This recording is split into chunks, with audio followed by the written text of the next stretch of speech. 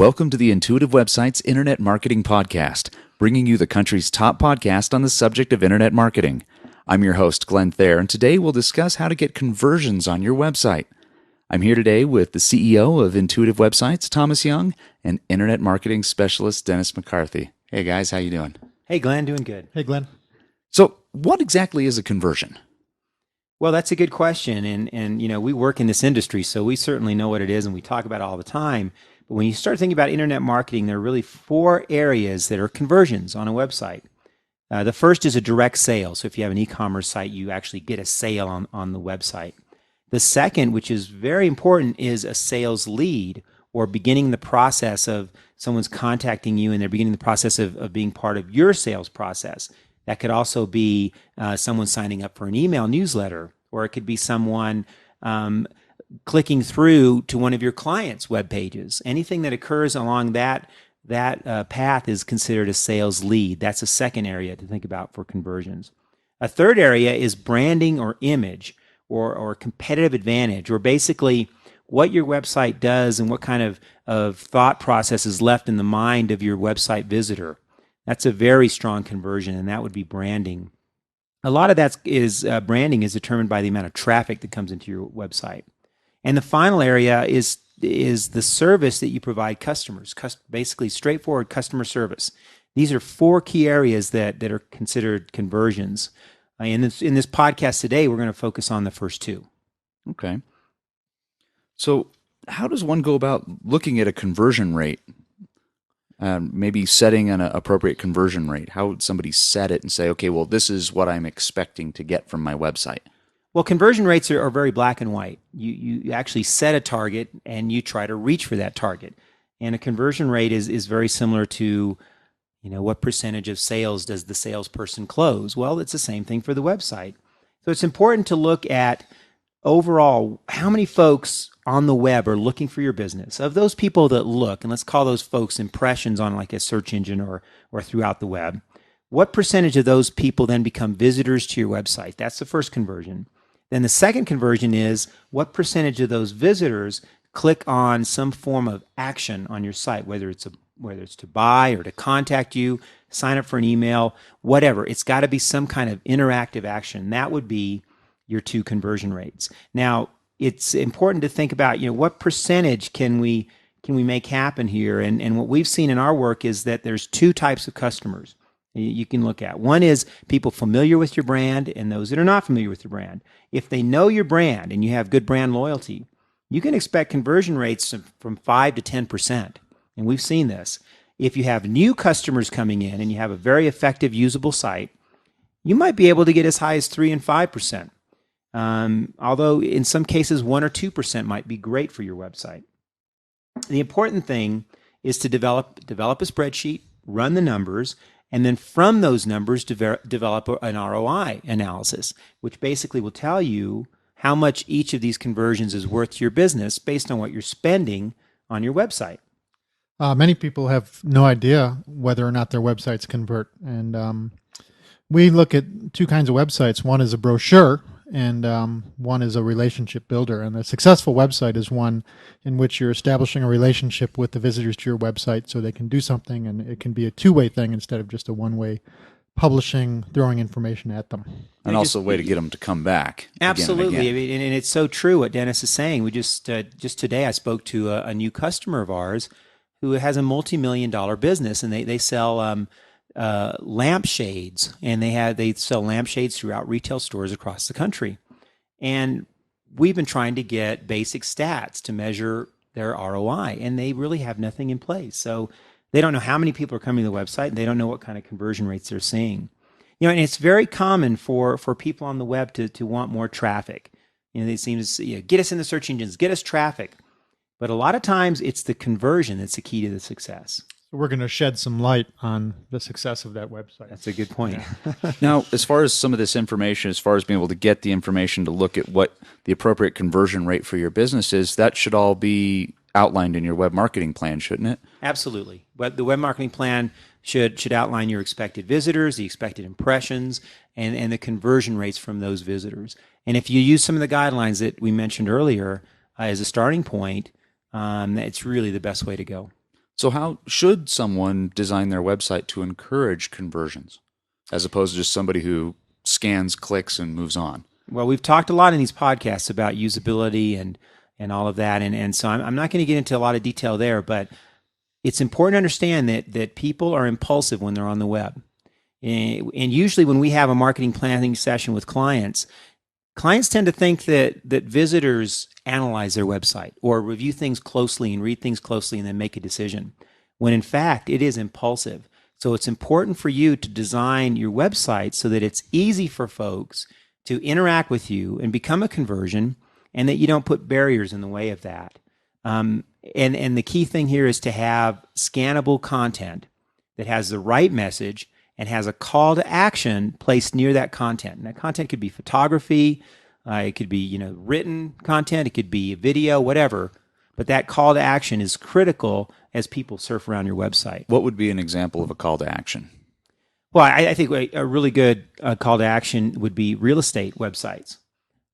We work with a couple fairly large real estate companies here in Colorado, and what we found is that people want to see pictures of homes. When they see the home that they want, they move toward action. It sounds pretty straightforward and simple, but when you go and surf around and look at real estate websites, a lot of times the most difficult thing to get to is photos of the home and interiors. And the people who are doing real estate searches want more than anything to share them with their spouse or their friends or whoever. And it's amazing how many of the real estate websites have no real facility for that. Or if you've got a shopping cart system or something, click here to purchase this product. Right. The shopping cart needs to be first rate. And we're going to do a podcast in the near future just on shopping carts. Color photos. The web is a dynamic, interactive tool, and you should have color photos and videos on your site. Content should be scannable. And we've talked about this before. You can have scannable content on your front pages, and then you can have encyclopedias worth of volumes of information underneath those scannable pages. Also keep in mind that objects that look like ads or large graphics are a turnoff. In fact, on the web, and especially when you're looking toward conversions, anything that looks like advertising or I'm trying to sell you type information is largely ignored on the web. Landing pages. We feel like landing pages that are part of your main website's URL are great for driving conversions because you customize that content for that unique search. So the more you can do that, the more likely you'll have a conversion. And what exactly, for our listeners that have just joined us on this podcast, what exactly is a landing page? Oh, that's a good question. Dennis is an expert on landing pages. You want to tackle this one? Landing pages are pages that are designed specifically for people who are responding to ads or searches. So when they go into Google and they type that they're looking for property in Tahiti, they click on your ad and they land on a landing page, which is designed to really as a part of that ad campaign. I'll give you an example of that with a client that we have. Say you're looking for a leather wallet, and say you want a leather wallet that is a front pocket wallet, which was popular years ago, but isn't so popular anymore. But people do look for front pocket wallets that go in your suit jacket. Well, if you have 50 wallets and one or two of them happen to be front pocket wallets, you don't want to hide those wallets within the clutter of miscellaneous men's wallets. Right. So you would design a landing page for front pocket wallets, and that's the page you would take those folks to. That's how you get conversions. And it would be a bad idea for someone who searches for front pocket wallets to be taken to a page with a whole bunch of wallets where you got to really search for the front pocket wallets, because you've got 3 seconds to convince them that this is where they want to be, and they'll just leave if not. Yeah, the navigation of a website is critical to driving conversions, understanding how people are going to use your site and click on different links. The other thing is that organization of a website equals credibility. And there's some recent studies out that show that if you have an organized, easy-to-use website that's pleasing to look at, your credibility goes up, even if you're not a well-known national brand. You've got to have credibility and trust to get conversions. And I think the bottom line with conversions is give them ways to convert. I talked about how a website is a relationship building tool. So many websites have no way to contact the people behind the website other than a contact us page. And even those pages are just email addresses or phone numbers. You need to give them a form where they can give you their name and what they do so they can establish a relationship with your company at whatever level you want them to. And those forms have to be everywhere on your website, not just on the contact page. You'll have 100% of your traffic coming to your homepage, 12% of your traffic going to your contact us page. You want to capture people at that 100% level with a way to interact with you on your site. So would you suggest putting an actual form on every single page, or would you suggest using hyperlinks throughout the web page that go to the contact us page? It really depends on the site. We've experimented with all kinds of different things, and in a recent experiment, we took the form off the page and made it one click deep in a pop-up window, and the performance went down dramatically on that, from something like 5% to less than 1%. So we immediately put the form back on page, and our conversions went back up to where they were. So you have to really experiment with things and be careful not to mess things up. So if someone's selling online, what are some things they can do to actually get people to buy from their site? Well, we're going to talk about selling directly on the web, and we're going to talk about lead generation. And most companies out there, their biggest issue in selling online is building enough trust in their visitors that they'll buy from them. And I want to stress once again that an easy-to-use website with an easy-to-use shopping cart that's intuitive with good navigation is going to be key to building trust so you can get conversions. Pricing has to be very good. Majority of folks are shopping on the web because they want a really good price. They need to know that the shipping is not going to take away all the value of the product. And we've seen this time and time again. If shipping is out of line, the shipping price is out of line, or if it's an inexpensive product with a big shipping price tag, people won't buy that. Shipping can be actually the biggest barrier to the sale in the pricing area. Now, quick question for you on the pricing end. Do you find that people are shopping strictly on price online, or do you find that if somebody has a very well-designed site, that people are willing to pay 10%, 15% more for an item, for the same item, but from a different site? Are you finding that to be true? Well, pricing is all relative to perceived value. Now, there is a huge market out there that shop eBay, and they go to eBay for price. But people are smart. People that use the web are smart, and they know if they get this product and they have to pay X amount of dollars, but that thing's delivered in 2 days, they will weigh the hassle factor of going to another site that will take longer to deliver, that might be cheaper, or of driving somewhere to get the product, or of having it shipped via a catalog or 800 number. All those factors are weighed in. So the answer to your question is, in some cases, yes, they will pay more if the hassle factor is less. And in fact, I would go as far as to say is that even the eBay shopper will do that, because they weigh all the different comparisons. What they won't do is pay a lot in shipping when it looks like it's just not in line with what the price of the product should be. For example, if you sell a $5 product and you charge $7 to ship it, that's not going to work. Price that product at $13, and then it looks more attractive to people. Unless you're selling an air conditioner for $7 and it's a 150-pound air conditioner. Yeah, it's relative. Then you got to stress that. That's for sure. But people will look at pricing and you don't want pricing to be a barrier to what you're doing, and they'll certainly compare you to other websites. Product photos and videos and descriptive content, all of that is key, especially product dimensions and product stats, and as much as you can put it in product detail will help you with your conversions. Now, does this work with service as well, with service businesses? I think as far as generating leads, absolutely. And a couple stats I want to let you all know that we've researched. One is that 25% of people will not give their credit card online. Now, those folks may call an 800 number, but right off the bat, at 25%, they're not going to put their credit card online. And 60% of people read privacy policies and look at the details of how are you going to use their email address. How are you going to use their credit card number? How does are you secure in what you're doing here? So it's really important to have that on the site. Absolutely. If you're selling online, it's critical. A lot of people just say, well, who reads that? Well, people read it, believe me. Or even if you have a service business and you're collecting emails through a form, through your Contact Us page, you still need to have that privacy policy set up so people can click it, read it, and know exactly what's happening with their email. And you shouldn't be sharing their emails, absolutely. We recommend money-back guarantees. If your products aren't worthy a money-back guarantee, then what are you doing selling them anyway? They should be good enough. And the other thing too is that if you're a direct distributor of that product, or if you're a direct manufacturer of that product, make sure people know that this is the official website to get this product, and that they have the access to the entire inventory, and that it's the place they need to shop. I'd like to add a couple things. Take the time and spend the money to get the Better Business Bureau logo and the Hacker Safe logo on your page, because people are making sure that they're not giving their credit card to somebody who's going to somehow lose it with bad security. Also, the site has to be great looking. I mean, if your site is just okay looking and your competitor's site is great looking, your competitor's going to win. And you'll be amazed at how many people just leave when the site looks less than really great.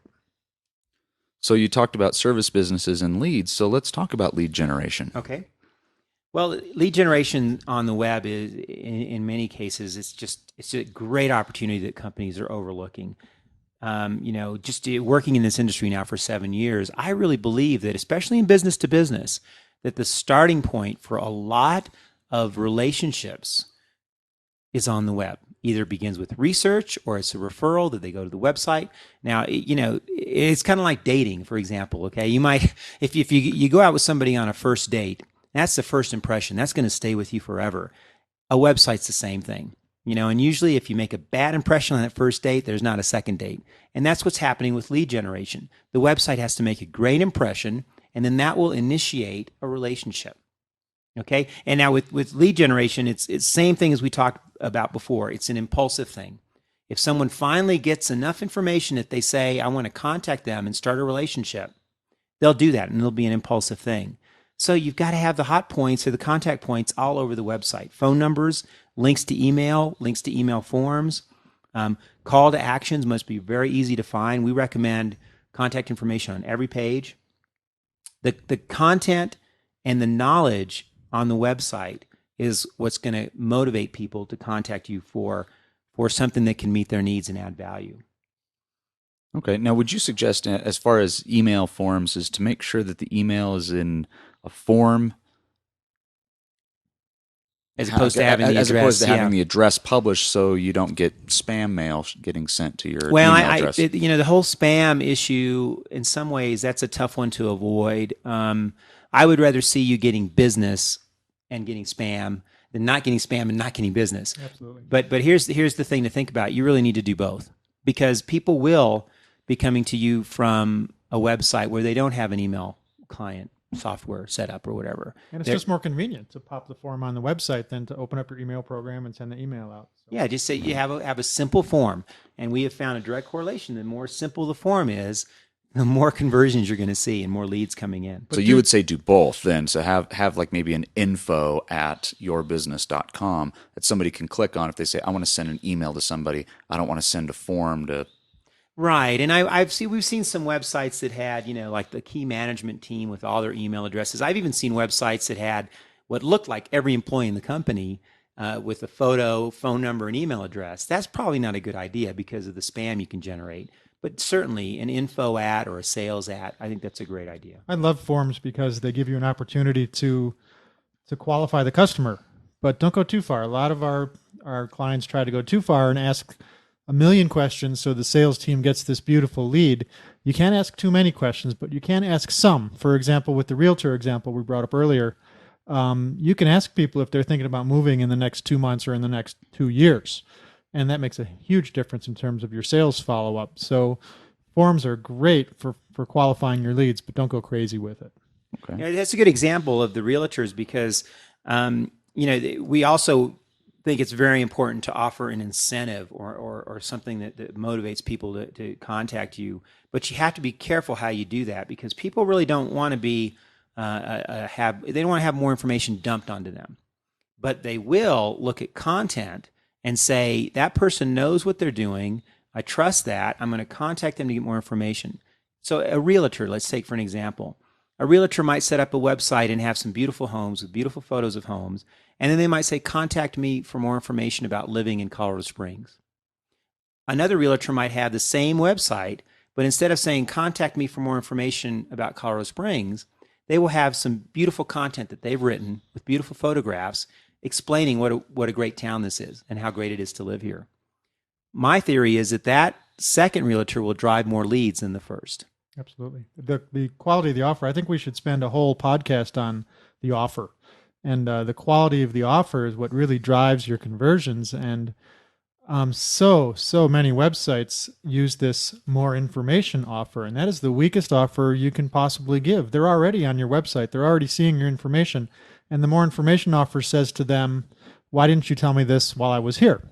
You need an offer that has high value for the people visiting your website, that solves some sort of a problem for them, and something that they know they can't get unless they establish a relationship with you. The quality of the offer is the very, very important factor in all of this. Well, and it's just so important to realize how smart web visitors are when they're looking at your website.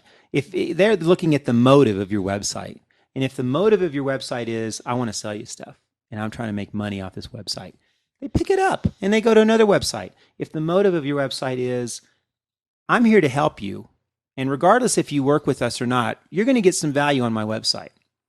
Those are the customers. Those are the kinds of websites that are going to produce the most for their customers. So really what you're saying is to make sure, instead of contact us for more information, have all that information so when that prospect contact comes in, it's actually somebody who's interested in taking the next step in the sales process. If it's a lead for a sales organization, or a service organization or something to that effect, they actually go, hey, I'm interested in purchasing. Right. You know your stuff. You're here to help me. You're not here to just sell me something. And because you're here to help me, I'm going to call in and talk about how you can help me. And if you offer them something that truly is valuable, don't cheap out on the offer. If you offer something truly valuable, they'll recognize that you are. And with an e-commerce site, a great example of that is sign up for our email list, get 10%, 20% off your next offer. Those things work.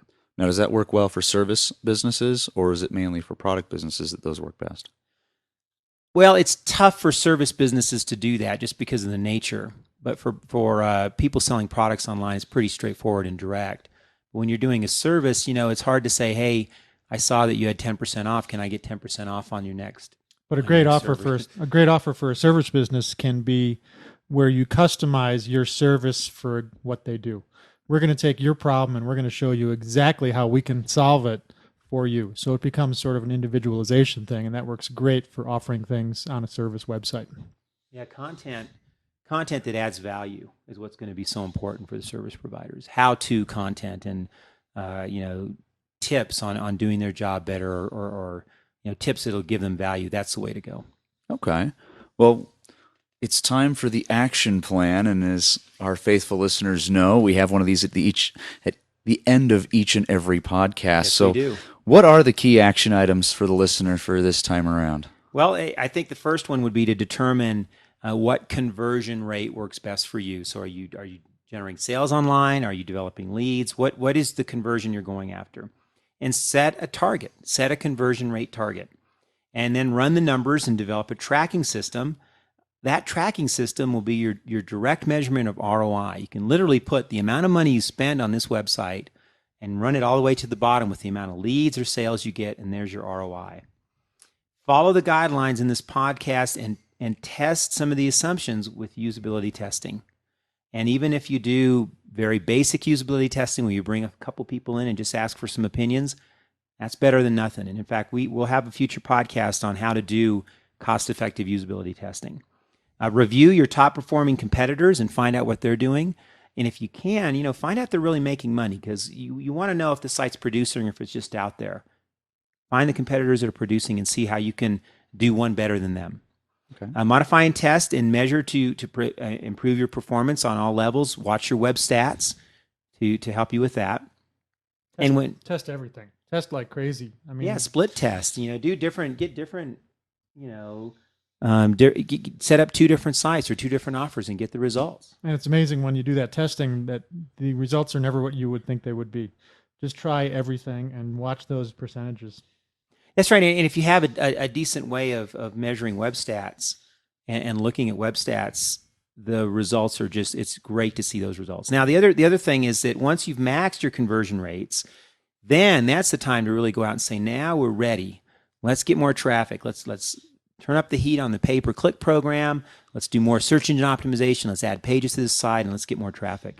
And I'd like to follow up on something you just said, Tom. If you don't have great analytics, if you don't know exactly how many people are converting on your site, you need to get great analytics, because there's no point even looking at conversions until you have some sort of mechanism for measuring what's going on. That's a good point. And hey, it's the subject of our next podcast. What do you know? Absolutely. Well, this has been the Intuitive Websites Internet Marketing Podcast. And for more information and to see all the available podcasts and much more, visit intuitivewebsites.com.